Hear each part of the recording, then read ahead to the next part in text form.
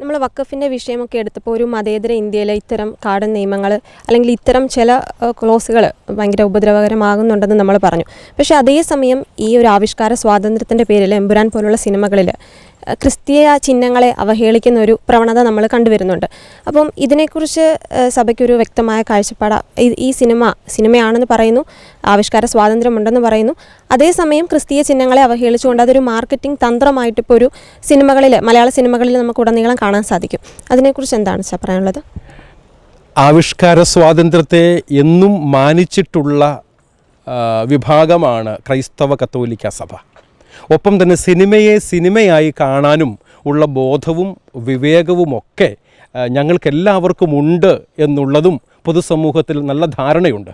അതുകൊണ്ട് തന്നെ കലയെയും കലാസൃഷ്ടികളെയും എപ്പോഴും അഭിനന്ദിച്ചിട്ടുള്ള, ഒപ്പം നിന്നിട്ടുള്ള, വേദികൾ കൊടുത്തിട്ടുള്ള പള്ളികൾ, നമ്മുടെ ചുറ്റുമുള്ള ദേവാലയങ്ങൾ നമുക്കെല്ലാവർക്കും അറിവുള്ളതാണ്. ഇപ്പം നമ്മൾ ഇതിനെക്കുറിച്ച് സംസാരിക്കുമ്പോൾ നമുക്കൊരു കോണ്ടെക്സ്റ്റ് ഉണ്ട്. എമ്പുരാൻ എന്ന പേരുള്ള ഒരു സിനിമ ഒരുപക്ഷെ വലിയ ഹൈപ്പ് സാമൂഹിക മാധ്യമങ്ങളിലും വലിയ ഡെക്കറേഷനോടുകൂടെ ഫ്രണ്ട് ലൈൻ TV ചാനലുകളിലുമൊക്കെ അവതരിപ്പിക്കപ്പെടുകയും അതിൻ്റെ ട്രെയിലറും അതുപോലെ ടീസറും ഇറങ്ങുകയും അതിൻ്റെ സംവിധായകനായ പൃഥ്വിരാജും അതിലെ നായക കഥാപാത്രത്തെ അവതരിപ്പിച്ചിരിക്കുന്ന ശ്രീ മോഹൻലാലുമൊക്കെ വലിയ രീതിയിൽ അവരുടെ സോഷ്യൽ മീഡിയ പ്ലാറ്റ്ഫോമുകളിലൂടെ ഇതിന് ഹൈപ്പ് കൊടുത്തുകൊണ്ടൊക്കെ പുറത്തിറക്കി സിനിമ പ്രദർശനം ആരംഭിച്ച് ഏതാനും ദിവസങ്ങളാകുന്നു. വ്യാപകമായ ഒരു പരാതി ഉയർന്നിരിക്കുന്നത് ഈ സിനിമയിൽ ക്രൈസ്തവ മതവിശ്വാസത്തെ അവഹേളിക്കുന്ന തരത്തിൽ ക്രൈസ്തവരുടെ മതചിഹ്നമായി നമ്മളൊക്കെ നെഞ്ചോട് ചേർത്ത് പിടിക്കുന്ന പരിശുദ്ധ കുരിശിനെയും അതുപോലെ തന്നെ നമ്മുടെ വിശുദ്ധ വേദപുസ്തകമായ ബൈബിളിലെ ചില ദൈവവചനത്തെയും അപമാനിക്കുന്ന തരത്തിൽ, വികലമാക്കുന്ന തരത്തിൽ പരാമർശങ്ങളുണ്ട് എന്നുള്ളത് ശ്രദ്ധയിൽപ്പെട്ടിട്ടുണ്ട്.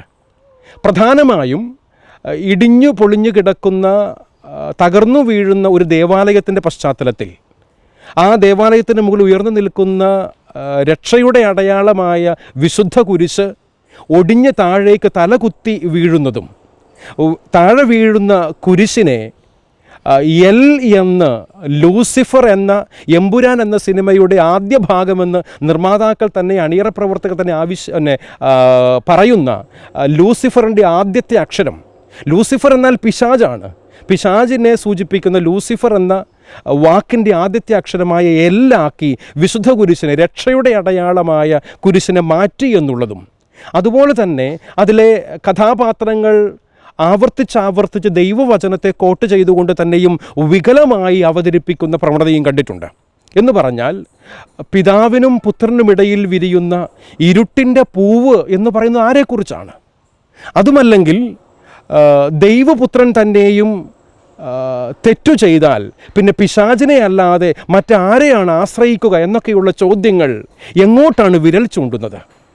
ഇവിടെ ക്രൈസ്തവ കത്തോലിക്ക മതവിശ്വാസങ്ങൾക്ക് നേരെ ഇപ്രകാരമുള്ള കടന്നുകയറ്റവും ആക്രമണങ്ങളും ഉണ്ടാകുമ്പോൾ മറ്റേതെങ്കിലും മതവിശ്വാസങ്ങൾക്ക് നേരെയോ മറ്റു മതവിശ്വാസികളുടെ പവിത്രമായി കരുതുന്ന ഗ്രന്ഥങ്ങൾക്ക് നേരെയോ അവരുടെ ആചാരങ്ങൾക്ക് നേരെയോ ഇപ്രകാരമുള്ള ആവിഷ്കാര സ്വാതന്ത്ര്യത്തിൻ്റെ പേര് പറഞ്ഞുകൊണ്ട് ആരെങ്കിലുമൊക്കെ കടന്നു കയറാൻ ശ്രമിക്കുമോ എന്ന ചോദ്യം ഞാൻ ഉന്നയിക്കുന്നില്ല. മറിച്ച് ഞങ്ങളുടെ ആവശ്യം എന്താണെന്നറിയാമോ? ഒരു മതവിശ്വാസങ്ങളെയും ഇപ്രകാരം അപമാനിക്കാൻ പാടില്ല എന്നുള്ളത് തന്നെയാണ്. അതുകൊണ്ട് തന്നെയും എമ്പുരാൻ എന്നു പേരുള്ള ഈ സിനിമയിൽ മതവിശ്വാസങ്ങൾക്കും മതപരമായ ആചാരാനുഷ്ഠാനങ്ങൾക്കും വിശുദ്ധ വേദ പുസ്തകത്തിലെ വചനങ്ങൾക്കുമെതിരായി പറയുന്ന കാര്യങ്ങൾ നീക്കം ചെയ്യണമെന്നുള്ളത് ഞങ്ങളുടെ ആവശ്യമാണ്. അതുകൊണ്ട് തന്നെയും ഈ സിനിമയുടെ സംവിധായകനായ ശ്രീ പൃഥ്വിരാജും അതുപോലെ സിനിമയിലെ നായക കഥാപാത്രത്തെ അവതരിപ്പിച്ചിരിക്കുന്ന ശ്രീ മോഹൻലാലും, സിനിമയ്ക്ക് വേണ്ടി തിരക്കഥ എഴുതിയ ശ്രീ മുരളി ഗോപിയും, ഒപ്പം തന്നെ സിനിമയുടെ നിർമ്മാതാവായ ശ്രീ ആൻ്റണി പെരുമ്പാവൂരും, ഒപ്പം ഈ സിനിമയെ ഏറ്റെടുത്ത് വിതരണത്തിന് വേണ്ടി കൊണ്ടുവന്ന ശ്രീ ഗോകുലം ഗോപാലനും ഒക്കെ മനസ്സിലാക്കേണ്ട ഒരു കാര്യം, ക്രൈസ്തവ കത്തോലിക്ക മതവിശ്വാസത്തെ അപമാനിച്ചാൽ ചോദ്യം ചെയ്യാൻ ആരുമില്ല എന്നുള്ള ഒരു ധാർഷ്ട്യമോ അഹങ്കാരമോ ആർക്കും വേണ്ട. ഇപ്രകാരമുള്ള കാര്യങ്ങളെക്കുറിച്ച് ഞങ്ങൾ ജാഗ്രതയുള്ളവരാണ്. അങ്ങനെയുള്ള കാര്യങ്ങൾ ഒരു കാരണവശാലും അംഗീകരിക്കാൻ സാധ്യമല്ല എന്ന് മാത്രമല്ല, കഴിഞ്ഞ കുറച്ച് വർഷങ്ങളായി ആവിഷ്കാര സ്വാതന്ത്ര്യത്തിൻ്റെ പേര് പറഞ്ഞുകൊണ്ട് സിനിമ എന്ന മാധ്യമത്തിലൂടെ സിനിമയെക്കുറിച്ച് പറയുമ്പോൾ ഒരു കാര്യം കൂടെ ഞാൻ കൂട്ടിച്ചേർക്കാൻ ആഗ്രഹിക്കുന്നു. ഇന്ന് പ്രേക്ഷകരെ ഒത്തിരിയേറെ ആകർഷിക്കുന്ന, സ്വാധീനിക്കുന്ന ഒരു മാധ്യമം കൂടിയാണ് സിനിമാ മേഖല. നമ്മുടെ കൗമാരപ്രായക്കാരെയും യുവജനങ്ങളെയും ഒക്കെ ഒത്തിരിയേറെ അത് ആകർഷിക്കുന്നുണ്ട്. അതുകൊണ്ട് തന്നെ ഇത്രമാത്രം സ്വാധീനിക്കുന്ന ഒരു മാധ്യമത്തിലൂടെ ക്രൈസ്തവ വിശ്വാസത്തെ ഇകഴ്ത്തിക്കാട്ടുന്ന ഈ പ്രവണത അവസാനിപ്പിച്ചേ പറ്റൂ. ഇല്ലെങ്കിൽ ഞങ്ങൾ പ്രതികരിക്കേണ്ടി വരും. ഇത് മാത്രമല്ല, ഇങ്ങനെ മാധ്യമങ്ങളിലൂടെ ഒരു പ്രതികരണങ്ങൾ മാത്രമായിരിക്കില്ല എന്ന് തിരിച്ചറിയുന്നത് നല്ലതാണ് എന്ന് ഇതോടൊപ്പം തന്നെ ഞാൻ കൂട്ടിച്ചേർക്കാൻ ആഗ്രഹിക്കുകയാണ്. ഒപ്പം ഒരു കാര്യം കൂടെ ഞാൻ പറയാൻ ആഗ്രഹിക്കുന്നത്, ഇപ്രകാരം ക്രൈസ്തവ മതവിശ്വാസത്തെ അവഹേളിക്കുന്ന തരത്തിലുള്ള സിനിമകൾക്കും കലാസൃഷ്ടികൾക്കും വേണ്ടി ഇല്ലൂമിനാറ്റി പോലുള്ള സംഘടനകളും അതുപോലെ സാത്താൻ സേവകരുമായ സംഘങ്ങളുമൊക്കെ ഫണ്ട് ചെയ്യുന്നു എന്നുള്ള വ്യാപകമായ ഒരു പരാമർശം നിലവിലുണ്ട്. ഇതൊരു ആരോപണം തന്നെയായി നിലവിലുണ്ട്. അതുകൊണ്ട് തന്നെ അങ്ങനെ ആരെങ്കിലുമൊക്കെ ക്രൈസ്തവ മതവിശ്വാസത്തെ ഇപ്രകാരമുള്ള സിനിമകളിലൂടെ, പ്രമേയങ്ങളിലൂടെ, അല്ലെങ്കിൽ കലാസൃഷ്ടികളിലൂടെ, എഴുത്തുകളിലൂടെ, സാമൂഹ്യ മാധ്യമ ഇടപെടലുകളിലൂടെ അങ്ങ് ഇല്ലാതാക്കി കളഞ്ഞേക്കാമെന്നൊക്കെ ആരെങ്കിലും വ്യാമോഹിക്കുന്നുണ്ടെങ്കിൽ ആ വെള്ളം അങ്ങ് വാങ്ങി വെച്ചാൽ മതി.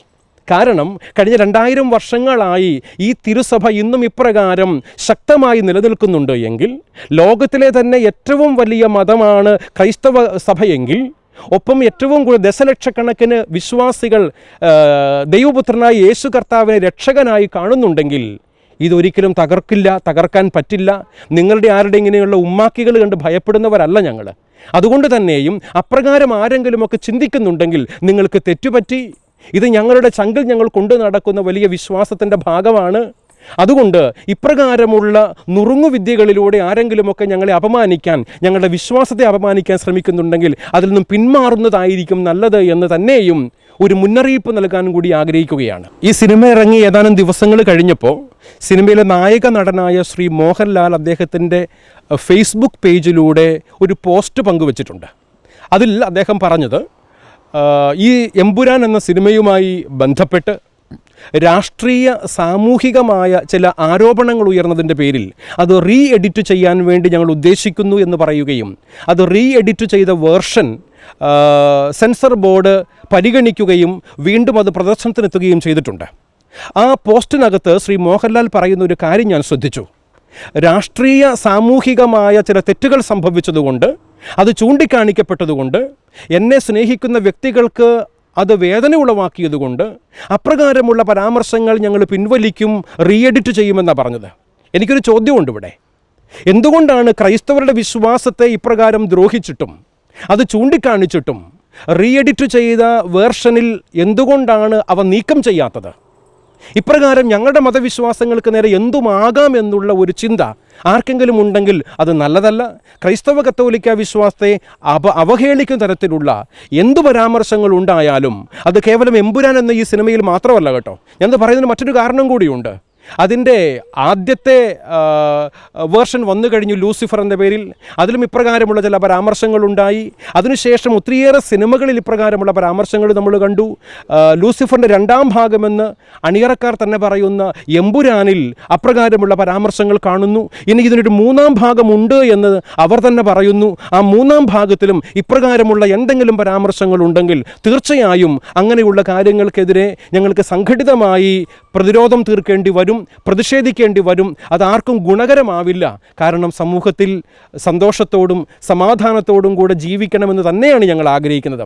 അതുകൊണ്ട് മതപരമായ, വർഗീയമായ എന്തെങ്കിലും പരാമർശങ്ങൾ നടത്തുകയോ മതചിഹ്നങ്ങളെയും അടയാളങ്ങളെയും വിശുദ്ധ വേദപുസ്തകത്തെയും ദൈവപുത്രനും രക്ഷകരുമായ യേശു കർത്താവിനെയും അപമാനിക്കുന്ന ഒരു പരാമർശങ്ങളും ഒരു സിനിമയിലും കലാസൃഷ്ടികളിലും ഉണ്ടാകാൻ പാടില്ല എന്നുള്ള സുചിന്തിതമായ ആഗ്രഹവും താൽപ്പര്യവും തീരുമാനവുമാണ് ഞങ്ങൾ നിങ്ങളെ അറിയിക്കുന്നത്.